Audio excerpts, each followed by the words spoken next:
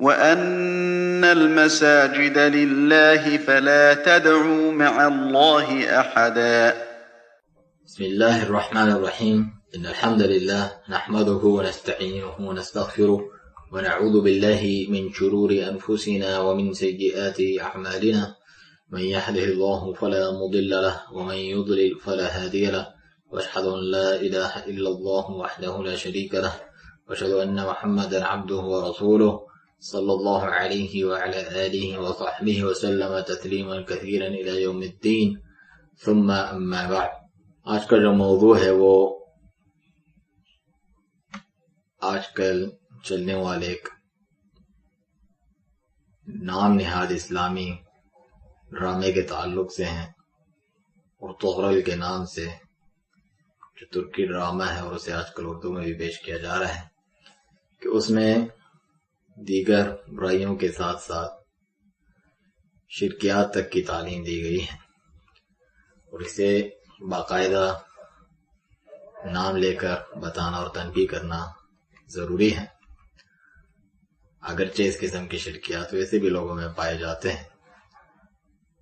شیخ صالح الفوزان حافظ اللہ فرماتے ہیں کہ جامع مسجد کے خطبہ کو چاہیے کہ وہ مسلمانوں کو رمضان کے دنوں میں، یہ رمضان کے متعلق آپ کی نصیحت تھی اور عام ہے، یہ ان ٹی وی سیریلز اور ڈراموں کو دیکھنے سے خبردار کریں، باقاعدہ نشاندہی کر کے بھی کہ فلاں ڈرامہ فلاں سیریل وغیرہ، کیونکہ بعض لوگ کہتے ہیں فلاں ڈرامہ بہت سنجیدہ اور اچھا ہے اور اس میں یہ ہیں فوائد ہیں اور اچھی باتیں ہیں۔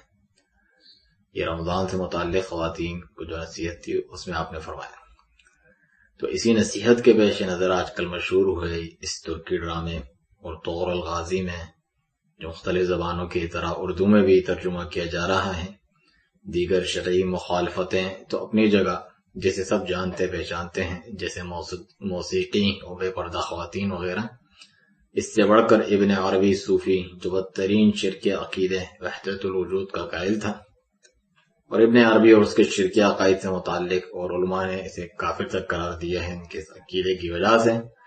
ہماری ویب سائٹ پر آپ پڑھ سکتے ہیں ابن عربی کی حقیقت، جو ہم ترجمہ کر چکے ہیں، اور دیگر شرکیات کی بھی ترویج کی جا رہی ہے۔ یہ حقیقت ہے کہ تاریخی حالات عقائد اسی طرح بگڑے ہوئے تھے جیسے آگے چل کر ہم بتائیں گے۔ شیخ الاسلام امام ابن تیمیہ رحمہ اللہ کا واقعہ، لیکن جو اسی دور کے تھے، لیکن اسے ایک اچھی چیز بنا کر پیش کرنا کہ اسے اپنایا جائے، جس سے بجائے حقیقی جذبہ جہاد جو توحید ایمان و تقوی کا تقاضا کرتا ہے، اس کے منافی چیزوں کو پروان چڑھایا جا رہا ہے۔ جہاد و مجاہدین میں تو سب سے اولین طور پر ایمان اور توحید کی شرائط ہونی چاہیے۔ شیخ ابن باز رحمہ اللہ سے سوال ہوا کہ کسی مجاہد کے لیے مشروع ہے کہ وہ ضرورت کے باوجود بیان کو مؤخر کر دے جب وہ بعض مجاہدین کو دیکھے کہ وہ بعض انواع توحید کی مخالفت کر رہے ہیں؟ کہ جواب میں شیخ فرماتے ہیں کہ قاعدہ کلیہ یہ ہے کہ بے شک بیان کو ضرورت کے باوجود مؤخر کرنا، یعنی اس کو ڈیلے کرنا جائز نہیں ہے۔ اگر کوئی حق سے جاہل پایا جائے تو واجب ہے کہ اس کو تعلیم دی جائے، ایسے کی طرف سے جو اس حق کو جانتا ہے۔ جائز نہیں کہ اس میں فلاں کا لحاظ کرتے ہوئے اس کی خاطر تاخیر کی جائے۔ اگر ایک مومن سنتا ہے کسی کو کہ وہ اللہ تعالیٰ کے ساتھ شرک کرتا ہے، یا کوئی بدعت دیکھتا ہے جو شریعت الہی کے خلاف ہو، یا کوئی ظاہر معصیت دیکھتا ہے، تو اس پر اہل بدعت اور معاصی کا اچھے اسلوب سے انکار کرنا واجب ہے، اور واجب ہے کہ اللہ تعالیٰ کی توحید کے متعلق اس کا حق بیان کیا جائے، یا بدعت کا انکار کیا جائے، یا معصیت کا انکار کیا جائے، ایسے اسلوب سے جس سے نفع کی امید ہو، ساتھ میں ان تمام باتوں میں نرمی و حکمت کو ملحوظ رکھا جائے۔ یہ شیخ کی ویب سائٹ سے فتوے سے ماخوذ ہے۔ اسی طرح شیخ مقبل بن ہادی الوادعی رحمہ اللہ یمن کے فرماتے ہیں کہ جو کوئی اللہ کی راہ میں قتال کرتا ہے وہ اپنی جان کو خطرے میں ڈالتا ہے اور معرکے میں اپنی جان لٹا کر موت کو گلے لگا لیتا ہے، پھر وہ کیسے اپنے رب سے ملاقات کرے گا جبکہ وہ ان شرکیات میں ملوث ہو اور ان شرکیات کا دفاع کرتا ہو؟ لازم ہے کہ سب سے پہلے عقیدے کی صفائی اور اسے خالص کیا جائے، واللہ المستعان۔ یہ مقتل الشیخ جمیل الرحمان میں آپ نے فرمایا۔ تو اللہ جانے اس ڈرامے کی مختلف اقساط میں پتہ نہیں کیا کچھ دکھایا گیا ہو سر دست۔ اس کے پہلے سیزن کی جو 5ویں قسط ہے اس کا ایک کلپ کسی نے ہمیں بتایا کہ جو آپ سن سکتے ہیں۔ Devrişim keşkülüm var Medet ya Abdülkadir Benim bir müşkülüm var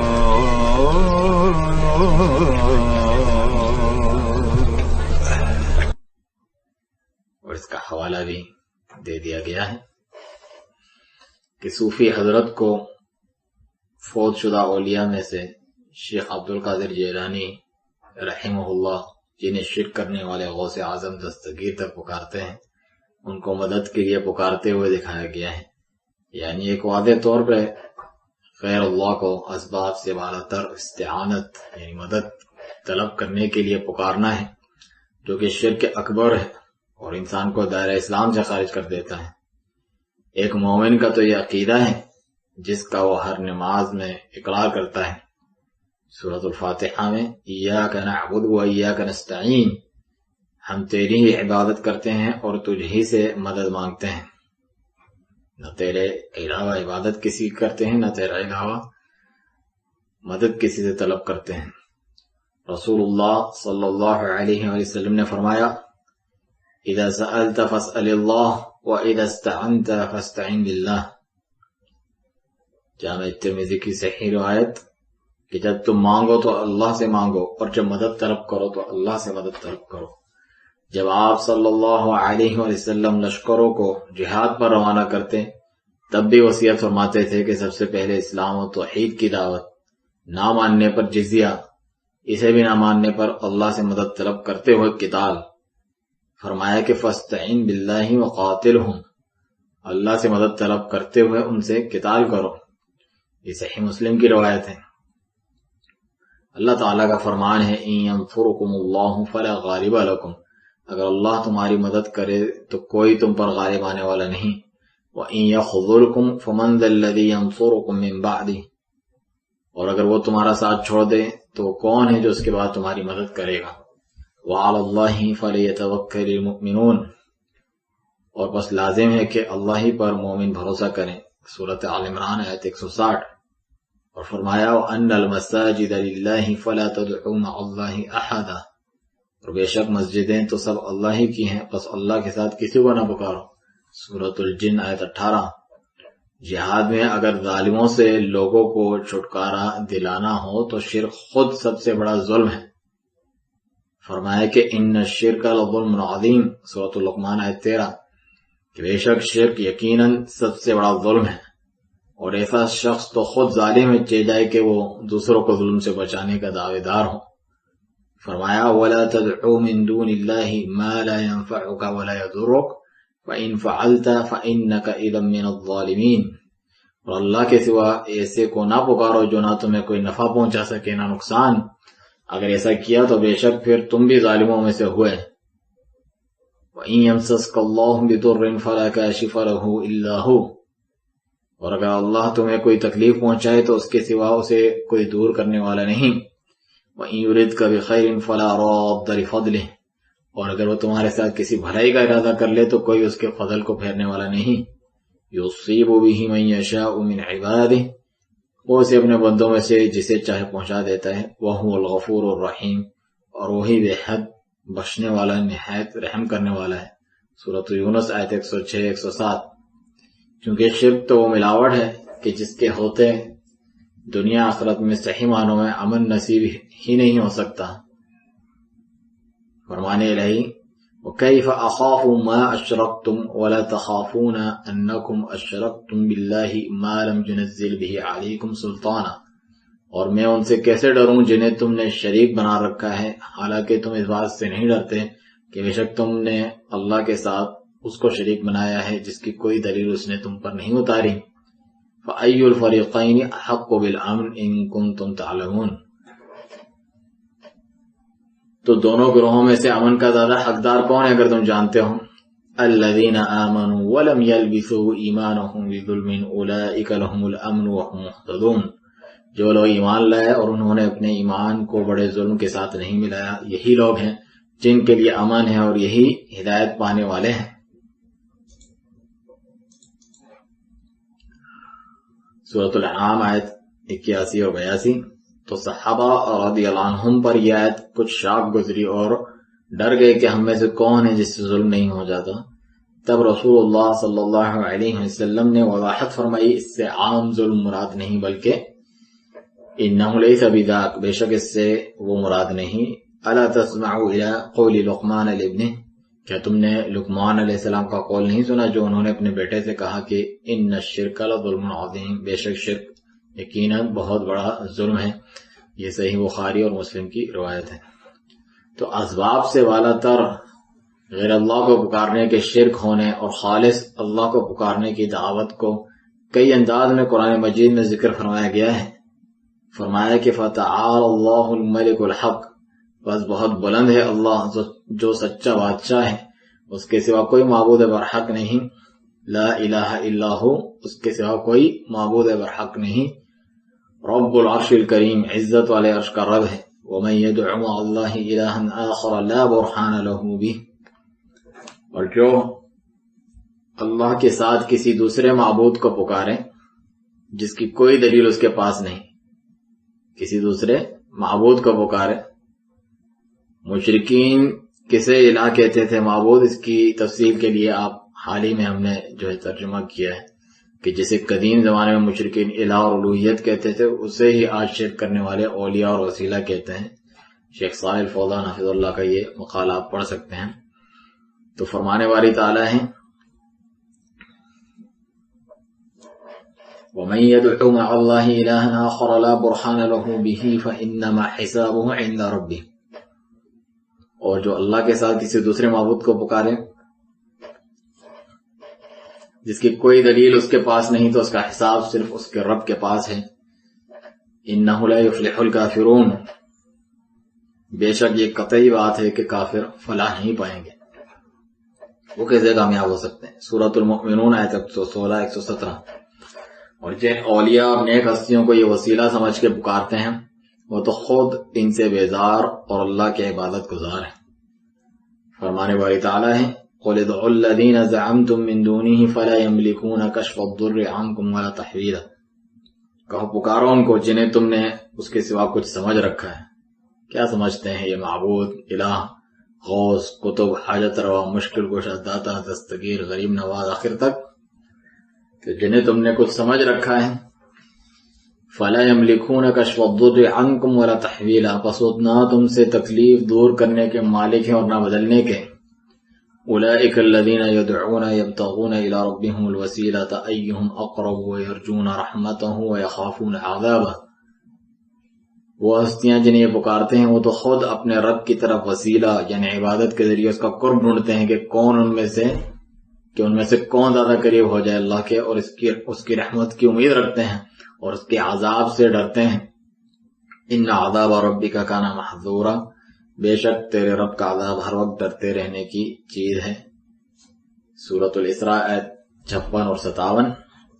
انہی کی طرح وہ بھی اللہ کے بندے ہیں، اس کے محتاج ہیں۔ اللہ تعالیٰ سورۃ الاعراف میں صرف اسی کو پکارے جانے کا حکم دینے کے بعد فرماتا ہے، پہلے اللہ سبحانہ وتعالیٰ فرماتا ہے کہ اسے اس کے پیارے ناموں والا صفات سے پکارا جائے، وَلِلَّهِ الْأَسْمَاءُ الْحُسْنَى فَادْعُوهُ بِهَا، سورۃ الاعراف آیت 180۔ اور اللہ کے لیے خوبصورت نام ہے پس انہی سے اسے پکارو۔ اس کے بعد نبی صلی اللہ علیہ وسلم سے اللہ سبحانہ وتعالیٰ کہلواتا ہے کہ بتا دو تمام مخلوق میں سب سے افضل ہونے کے باوجود تمہارے اختیار میں نہ مشکل کشائی ہے، نہ حاجت روائی ہے، نہ ہی علم غیب۔ فرمایا آگے چل کر اسی سورۃ الاعراف آیت 188 میں قُلْ لَا أَمْلِكُ لِنَفْسِي نَفْعًا وَلَا ضَرًّا إِلَّا مَا شَاءَ اللَّهُ، کہہ دو میں تو خود اپنی جان تک کے لیے نہ کسی نفع کا مالک ہوں نہ کسی نقصان کا مگر جو اللہ چاہے۔ وَلَوْ كُنْتُ أَعْلَمُ الْغَيْبَ لَاسْتَكْثَرْتُ مِنَ الْخَيْرِ وَمَا مَسَّنِيَ السُّوءُ، اور اگر میں عالم الغیب ہوتا تو ضرور بھلائیوں میں سے بہت کچھ حاصل کر لیتا اور مجھے کوئی تکلیف بھی نہ پہنچتی. ان انا الا نذیر وبشیر لقوم یؤمنون، میں تو نہیں ہوں مگر ایک ڈرانے والا اور خوشخبری دینے والا ان لوگوں کے لیے جو ایمان رکھتے ہیں. آگے لوگوں کے شرک کرنے کی حقیقت کو یوں واضح فرمایا آگے چل کے انہی آیات میں کہ کوئی شبہ باقی نہیں رہ جاتا غیر اللہ جیسے انبیاء و اولیاء کو اسباب سے بالا تر مدد کے لیے پکارنے فریادیں کرنے کے شرک ہونے میں کوئی شبہ نہیں رہ جاتا. فرمایا سورۃ الاعراف آیت 191 سے 197 تک کہ ایشرکون ما لا یخلق شیئا وهم یخلقون، کیا وہ انہیں شریک بناتے ہیں جو کوئی چیز پیدا نہیں کرتے اور وہ خود پیدا کیے گئے ہیں.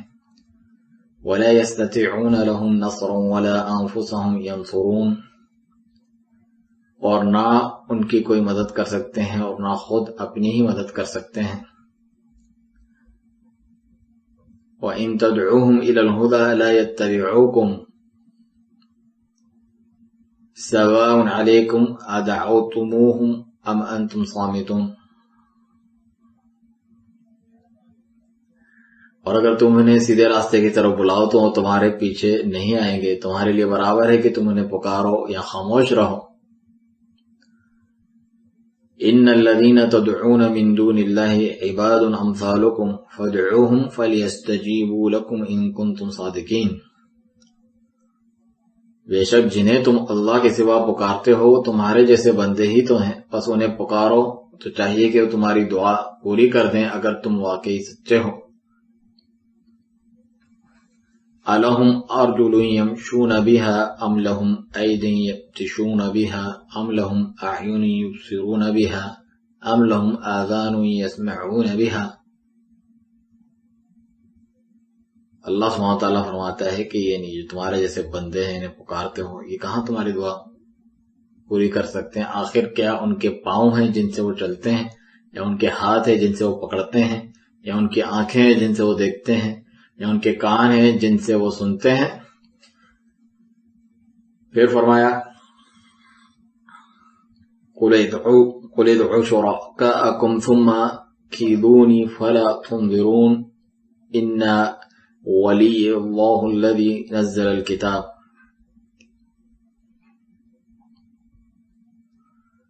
کہہ دو تم اپنے شریکوں کو بلا لو پھر میرے خلاف چالے چل دیکھو، بس مجھے ذرا مہلت بھی نہ دو. بے شک میرا یار و مددگار اللہ تعالیٰ ہے جس نے کتاب نازل کی ہے اور وہی نیکوں کا یار و مددگار بنتا ہے.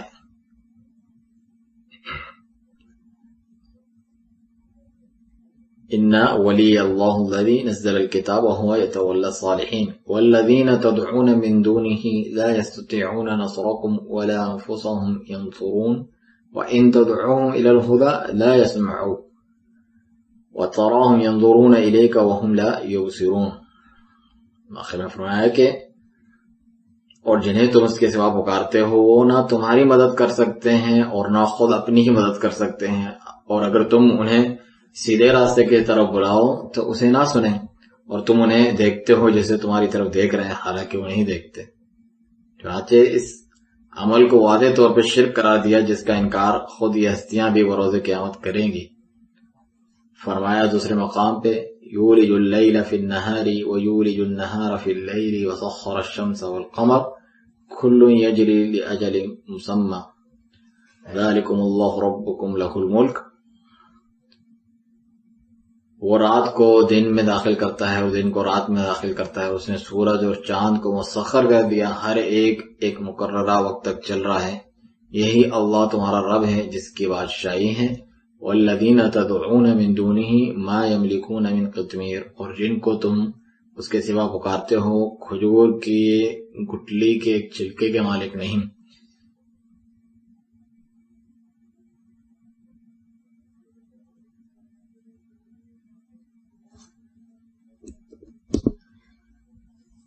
ان تدعوهم لا يسمعوا دعاءكم ولو سمعوا ما استجابوا لكم ويوم القيامة يكفرون بشرككم. واضح طور پر فرمایا کہ اور جن کو تم اس کے سوا پکارتے ہو وہ کھجور کی گٹلی کے چھلکے کے مالک نہیں، اگر تم انہیں پکارو تو تمہاری پکار نہیں سنیں گے، اور اگر وہ سن لیں تو تمہاری درخواست قبول نہیں کریں گے، اور قیامت کے دن تمہارے اس شرک کا انکار کریں گے، اسے شرک کہا، اور تمہیں ایک وَلَا يُنَبِّئُكَ مِثْلُ خبیر، اور تمہیں ایک پوری خبر رکھنے والے کی طرح کوئی خبر نہیں دے گا جو اللہ سبحانہ وتعالیٰ دے رہا ہے۔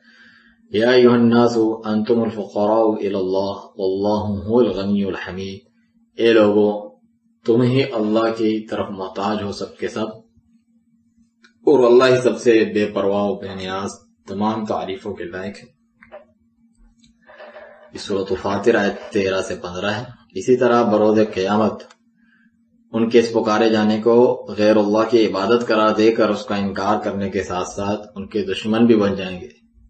فرمایا ومن اضل ممن يدعو من دون الله من لا يستجيب له الى يوم القيامه وهم عن دعائهم غافلون، اور اس سے بڑھ کر کون گمراہ ہے جو اللہ کے سوا انہیں پکارتا ہے جو قیامت کے دن تک اس کی دعا قبول نہیں کریں گے اور وہ ان کے پکارنے سے ہی بے خبر ہیں۔ وَإِذَا حُشِرَ النَّاسُ كَانُوا لَهُمْ أَعْدَاءً وَكَانُوا بِعِبَادَتِهِمْ كَافِرِينَ، اور جب سب لوگ اکٹھے کیے جائیں گے تو وہ ان کے دشمن ہوں گے، ان کی عبادت سے منکر ہوں گے۔ سورۃ الاحقاف آیت 5 اور 6۔ اس طرح شرک کی جڑیں کاٹ دینے والی آیات میں فرمایا قُلِ ادْعُوا الَّذِينَ زَعَمْتُم مِّن دُونِ اللَّهِ لَا يَمْلِكُونَ مِثْقَالَ ذَرَّةٍ فِي السَّمَاوَاتِ وَلَا فِي الْأَرْضِ وَمَا لَهُمْ فِيهِمَا مِنْ شِرْكٍ وَمَا لَهُ مِنْهُمْ مِنْ ظَهِيرٍ وَلَا تَنفَعُ الشَّفَاعَةُ عِندَهُ إِلَّا لِمَنْ أَذِنَ لَهُ۔ سورۃ سبا آیت 22 اور 23۔ کہہ دو کہ پکارو ان کو جنہیں تم نے اللہ کے سوا کچھ سمجھ رکھا ہے، وہ نہ آسمانوں میں ذرہ برابر کے مالک ہیں اور نہ زمین میں، اور نہ ان کا ان دونوں میں کوئی حصہ ہے، اور نہ ان میں سے کوئی اس کا مددگار ہے، اور نہ ہی سفارش اس کے پاس نفع دیتی ہے مگر جس کے لیے وہ اجازت دیں۔ شیخ صالح فوزان حفظہ اللہ فرماتے ہیں ان آیات میں ان تمام اسباب کو کاٹ دیا گیا جس سے مشرکین جڑے رہتے ہیں۔ وہ اس طرح کے بے شک مشرکین صرف اس لیے کسی اور کو معبود بنائے ہوئے ہوتے ہیں کہ اس سے کچھ نفع حاصل ہو، اور نفع حاصل نہیں ہو سکتا کسی سے جب تک اس میں ان 4 خصلتوں میں سے کوئی پائی جائے۔ پہلی یہ کہ یا تو وہ اس چیز کا مالک ہو جس کا عبادت گزار اس سے چاہتا ہے، جو اس کا عبادت گزار اس سے چاہتا ہے۔ نمبر 2 یا وہ مالک کا شریک ہو۔ نمبر 3 یہاں وہ اس کا مددگار و معاون ہو۔ نمبر 4 یہاں اس کے پاس سفارشی ہو۔ اور اللہ سبحانہ وتعالیٰ نے مشرکین کے معبودات سے ان 4 اسباب کی نفی فرما دی، لہذا ان کی عبادت باطل ہوئی۔ یہ الملخص فی شرح کتاب التوحید سے لیا گیا ہے۔ حالانکہ اللہ سبحانہ وتعالیٰ قریب ہے، دعاؤں کا سننے والا، مشکل کشا، حاجت روا، حامی و ناصر، کارساز و رکھوالا ہے۔ فرمایا وَإِذَا سَأَلَكَ عِبَادِي عَنِّي فَإِنِّي قَرِيبٌ، اور جب میرے بندے تم سے میرے بارے میں سوال کریں تو بے شک میں بہت ہی قریب ہوں۔ أُجِيبُ دَعْوَةَ الدَّاعِ إِذَا دَعَانِ فَلْيَسْتَجِيبُوا لِي وَلْيُؤْمِنُوا بِي لَعَلَّهُمْ يَرْشُدُونَ، میں پکارنے والے کی دعا قبول کرتا ہوں جب وہ مجھے پکارتا ہے، تو لازم ہے کہ وہ میری بات مانیں اور مجھ پر ایمان لائیں تاکہ وہ ہدایت پائیں، بلکہ اپنے سے دعا کرنے کا حکم دیا اور اسے ہی ربوبیت و الوہیت اور اس کے پیارے اسماء و اعلی صفات اور کلمہ لا الہ الا اللہ کا تقاضا قرار دیا۔ فرمایا وقال ربکم ادعونی استجب لکم، اور تمہارے رب نے فرما دیا کہ مجھے پکارو میں تمہاری دعا قبول کروں گا۔ ان الذین یستکبرون عن عبادتی سیدخلون جہنم داخرین، بلا شبہ وہ لوگ جو میری عبادت سے تکبر کرتے ہیں ان قریب ذلیل ہو کر جہنم میں داخل ہوں گے۔ اللہ الذی جعل لکم اللیل لتسکنوا فیہ والنہار مبصرا، اللہ وہ ہے جس نے تمہارے لیے رات بنائی تاکہ تم اس میں آرام کرو، اور دن کو دیکھنے والا روشن بنایا۔ ان اللہ لذو فضل علی الناس ولکن اکثر الناس لا یشکرون، بے شک اللہ ضرور لوگوں پر بڑے فضل والا ہے لیکن اکثر لوگ شکر نہیں کرتے۔ ذالکم اللہ ربکم خالق کل شیء لا الہ الا هو فانا تؤفکون، یہی ہے اللہ تمہارا رب، ہر چیز کا خالق، اس کے سوا کوئی معبود برحق نہیں، پھر تم کہاں بہکائے جاتے ہو؟ فَأَنَّ تُؤْفَكُونَ، پھر تم کہاں بہکائے جاتے ہو؟ كَذَلِكَ يُؤْفَكُ الَّذِينَ كَانُوا بِآيَاتِ اللَّهِ يَجْحَدُونَ، اسی طرح وہ لوگ بہکائے جاتے تھے جو اللہ کی آیات کا انکار کیا کرتے تھے۔ اللہ الذي جعل لكم الارض قرارا والسماء بناء وصوركم فاحسن صوركم ورزقكم من الطيبات،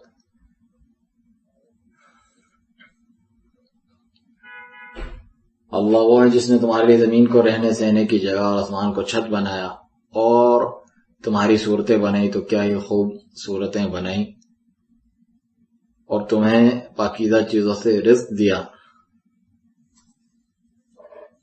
ذالکم اللہ ربکم فتبارک اللہ رب العالمین،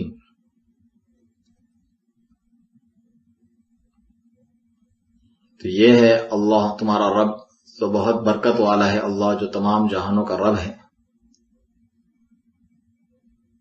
هو الحی لا الہ الا هو فادعوه مخلصین له الدین الحمد للہ رب العالمین،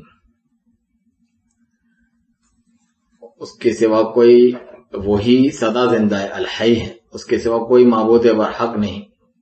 اور یہ بات تو حدیث میں بھی ہے، جیسا کہ امت میں سے سب سے افضل اور علم والے خلیفہ اول ابو بکر صدیق رضی اللہ عنہ نے رسول اللہ صلی اللہ علیہ وسلم کے وفات کے موقع پر جب بعض لوگوں نے جذبات میں آ کر آپ صلی اللہ علیہ وسلم کی وفات ماننے سے انکار کر دیا تھا، آپ نے بھی یہی فرمایا کہ الا من کان یعبد محمدا صلی اللہ علیہ وسلم فإن محمدا قد مات ومن كان يعبد الله فإن الله حي لا يموت، صحیح بخاری کی روایت ہے کہ خبردار جو کوئی محمد صلی اللہ علیہ وسلم کی عبادت کرتا تھا تو وہ جان لے کہ محمد صلی اللہ علیہ وسلم وفات پا چکے ہیں، اور جو کوئی صرف اللہ تعالیٰ کی عبادت کرتا تھا تو وہ ہمیشہ زندہ رہے گا، اسے کبھی موت نہیں۔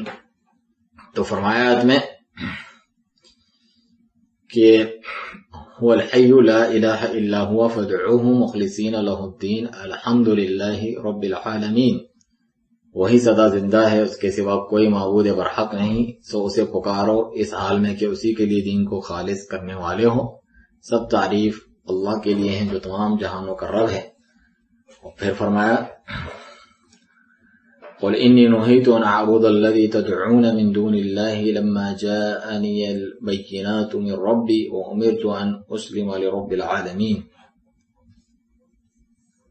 کہو بے شک مجھے منع کیا گیا ہے کہ میں ان کی عبادت کروں جنہیں تم اللہ کے سوا پکارتے ہو، جبکہ میرے پاس میرے رب کی طرف سے واضح دلیلیں آ چکی ہیں، اور مجھے حکم دیا گیا ہے کہ میں تمام جہانوں کے رب کا فرمانبردار ہو جاؤں۔ یہ سورۃ غافر کی آیت 60 سے 67 تک تھی۔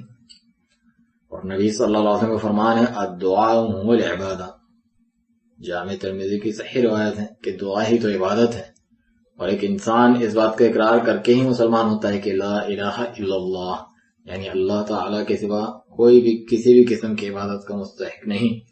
جبھی اللہ تعالیٰ نے اس مشکل میں فریاد کرنے کو اپنی الوہیت اور بلکہ زمین میں کسی کو خلیفہ بنائے جانے کے ضمن میں بیان کیا کہ امن یجیب المضطر اذا دعاہ ویکشف السوء ویجعلکم خلفاء الارض االہ مع اللہ قلیلا ما تذکرون، سورۃ النمل آیت 62۔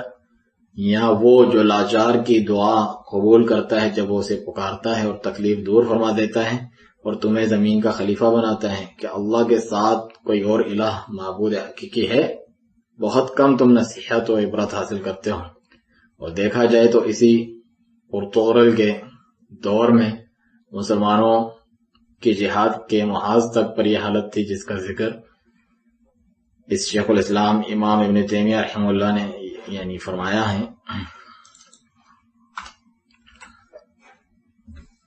کیونکہ ارطغرل کا زمانہ سن 1230 سے 1281 عیسوی کا ہے، اور امام ابن تیمیہ رحمہ اللہ کا بھی جو دور ہے وہ 1263 سے 1328 عیسوی کا ہے۔ تو وہ البکری نامی شخص کا رد کرتے ہوئے استغاثہ کے تعلق سے، یعنی نبیوں ولیوں کو مدد کے لیے پکارنا چاہیے، ان کا رد کرتے ہوئے اپنی کتاب میں یہ فرماتے ہیں کہ یہاں تک کہ جب اسلام سے خارج دشمن تاتاریوں نے دمشق پر چڑھائی کر دی تو یہ سب کے سب فوت شدگان کے مزارات کی طرف مشکل کشائی و حاجت روائی کے لیے لب گئی. یہ حال تھا مسلمان کہلانے والوں کا. اور ان کے بعد شعراء نے اشعار پڑھے کہ یا خائفین من التتر لوذوا بقبر ابی عمر عوذوا بقبر ابی عمر ینجیکم من الضرر. اے تاتاریوں سے خائف لوگوں، ابی عمر کی قبر سے لو لگاؤ، یا کہا ابی عمر کی قبر کی پناہ میں آؤ، تمہیں نقصان و ضرر سے نجات دے گا. بس میں نے ان سے کہا یہ لوگ نیک اولیاء جنہیں تم پکار رہے ہو، اگر اس حال میں خود وہ بھی تمہارے ساتھ مل کر جہاد کر رہے ہوتے تو ایسے ہی شکست کھاتے جیسے مسلمانوں نے یوم احد میں وقتی شکست کھائی تھی، کیونکہ لشکر بعض اسباب اور اللہ تعالیٰ کی حکمت کے تحت منقسم ہو گیا تھا. اور یہی وجہ ہے کہ دین کی حقیقی معرفت رکھنے والے علماء کرام اور دینی اسرار سے واقف اولیاء کرام نے اس جہاد میں ان کا ساتھ نہ دیا اور قتال نہیں فرمایا، کیونکہ وہ شرعی قتال تھا ہی نہیں کہ جس کا اللہ تعالیٰ نے اس کے رسول صلی اللہ علیہ وسلم نے حکم فرمایا ہے. اور اس میں جو کچھ شر فساد اور قتال سے مطلوبہ نصرت کا نہ ملنا وغیرہ جیسے اسباب کے پیش نظر انہوں نے اس میں شرکت نہیں فرمائی، کیونکہ جو دینی علم اور توحید و شرک کو جاننے والے تھے وہ یہ سب جانتے تھے کہ اس میں نہ دنیا کا حصہ ملنا تھا اور نہ ہی آخرت کا کوئی ثواب. اگرچہ بہت سے لڑنے والے جو اس قتال کو شرعی قتال سمجھتے تھے اپنی نیتوں پہ اجر پائیں گے جو توحید والے ہیں. اس کے بعد ہم نے لوگوں کو حکم دیا کہ دین کو اللہ تعالیٰ کے لیے خالص کریں اور صرف اللہ تعالیٰ ہی سے استغاثہ و فریاد کیا کریں، اور اس کے سوا کسی اور سے استغاثہ نہ کریں، نہ کسی مقرب فرشتے سے اور نہ ہی کسی بھیجے گئے نبی سے، جیسا کہ اللہ تعالیٰ نے یوم بدر کے بارے میں فرمایا اذ تستغیثون ربکم فاستجاب لکم، سورۃ الانفال آیت 9. جب تم یاد کرو جب تم اپنے رب سے استغاثہ فریادیں کر رہے تھے تو اس نے تمہاری دعا قبول فرمائی.